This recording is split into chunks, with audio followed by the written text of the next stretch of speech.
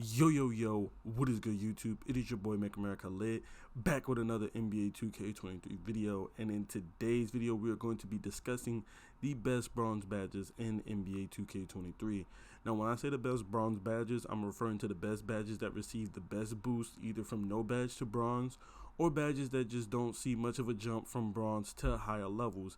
Now there may be some badges with linear boost on this video, meaning that with each level the badge receives a significant boost, but for budget reasons its bronze level is pretty good as well. So there will be a few badges like that on this list as well. Now before we get into the video, I'd like for you guys to just take this time to just go ahead and drop a like on the video briefly, as it does help the channel to grow, as well as get the video in the algorithm so more people can see the video. You know, every like helps, and you know, I appreciate the support you guys have been giving me on the channel.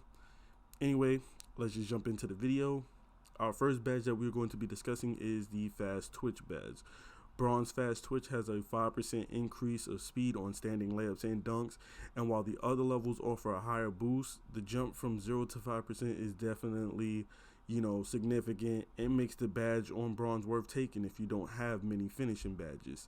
The next badge we're going to be talking about is Pro Touch. Now, Bronze Pro Touch has a yellow contest make percentage of around 78%, compared to no badge at 77.5%, and the rest of the badge levels only receive a 2% jump.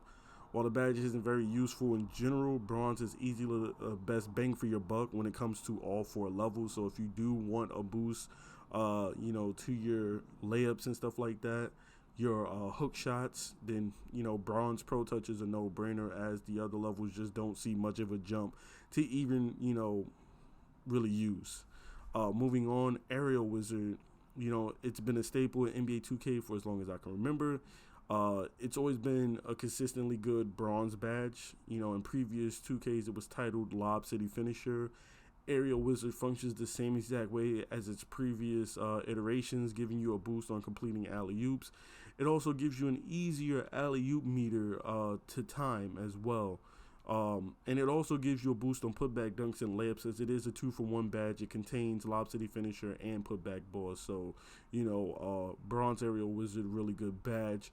Moving on, Comeback Kid. The Comeback Kid badge gives you a pretty linear boost, you know, the higher of the level that you equip this badge, but even on a bronze level, the boost you receive is pretty good, making it one of the better badges to take on bronze. The fact that this badge will only activate when you're down at least 7 points, whether you're in rec or park, pro-am and stuff like that, means that this badge is really situational. It kind of plays like the hot start badge, you know what I'm saying? So, or the clutch shooter badge, you know. So because it's so situational, you know, unless you play solo or find yourself down a lot in games, you won't be relying on this badge as much. Hence why I would recommend that you take this badge only on bronze. I really wouldn't recommend you go higher, but like I said, it is a linear badge. It does get better boosts as you equip it higher, but bronze itself is a really good return for just one badge point. Moving on into playmaking, Needle Threader. You know, Needle Threader passing stun rate jumps from 3% to 7% from no badge to bronze, making Bronze Needle Threader a really good budget badge, especially since the silver level only has a 10% stun rate. Golden Hall of Fame has higher returns, but for the price point of just one badge point, you know, for playmaking, Bronze Needle Threader is a no-brainer. Bailout. Now, Bronze Bailout is another great bronze badge, as the bronze level has a clean catch rate percentage of 89%, making it a pretty valuable badge to have on a lower level. And while the higher levels of the badge does see good returns, the price point of nearly a 90% clean catch rate for the trade-off of one badge point is just too good to pass up, in my opinion. Moving on to Hyperdrive. Bronze Hyperdrive has a 4% increase to moving dribble speed, making it a really good badge at the bronze level. Especially when considering the silver and gold level only receives a 2 and 3% increase, meaning that if you can't get this badge on Hall of Fame level, you're honestly just better off snagging it on the bronze level. Now, moving on, our next badge we're going to be talking about is the Vice Grip badge. Vice Grip is another strong bronze badge, as we all know how ridiculous the steal and reach spamming in this game can be.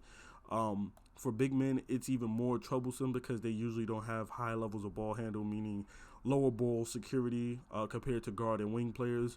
Bigs also tend to spam after rebounds, as big men tend to look for outlet passes or to swing the ball up to somebody. that can actually dribble, which leads to poke ball, loose animations, and stuff like that.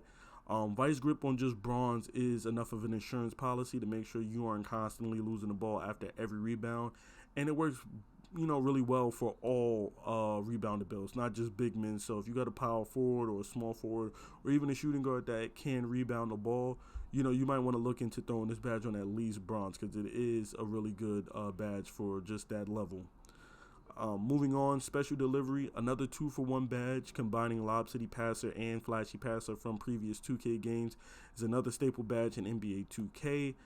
Just taking this badge on bronze will net you a good boost on connecting alley-oop attempts. Plus, it will give shooters a flashy pass, like, shooters who receive your flashy pass, they'll get a tremendous boost towards their shot attempt after, catching the ball and stuff like that. Special delivery has more of an impact when it comes to connecting on alley-oop attempts than Aerial Wizard. If you're asking which is more important, special delivery is more important than Aerial Wizard when it comes to connecting on alley-oops. But if both players are running their respective badges on bronze, it's pretty hard not to connect on alley-oop attempts, making them both great budget badges at only 1 point apiece. Moving on to our final playmaking badge is Dimer. In a game like NBA 2K23 where a lot of people are struggling with shooting and where shooting is green or nothing, Dimer is a really strong badge this year. At just the bronze level, shooters who receive a pass from you in the half-court setting will receive a significant boost to the shot attempt, making this another no-brainer badge at the bronze level for just 1 badge point. And with only a 64 pass accuracy requirement, pretty much everyone will have access to this badge. Moving on into the defensive badges, Brick Wall. Bronze Brick Wall versus Silver Pick Dodger comes in at a whopping 46% screen percentage when setting picks with Bronze Brick Wall, making this badge extremely useful at the bronze level, as Silver and Gold only see a 4 and 8% increase.